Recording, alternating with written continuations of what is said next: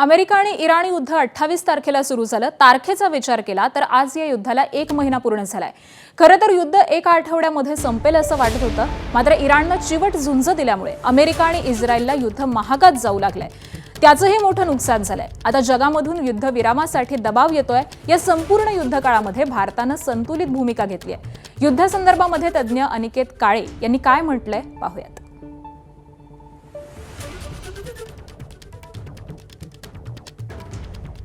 अमेरिकेचा काही दिवसांपासून मध्य पूर्वेतला जो प्रभाव आहे तो अगदी कमी होत चालला होता।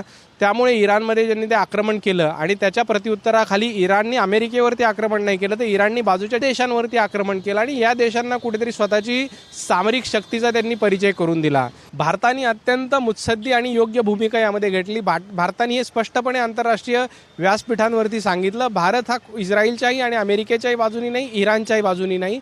मध्यस्थांच्या मार्फत वेगवेगळ्या ट्रॅकवरती आता बातचीत आणि वार्तालाप पण सुरू आहे।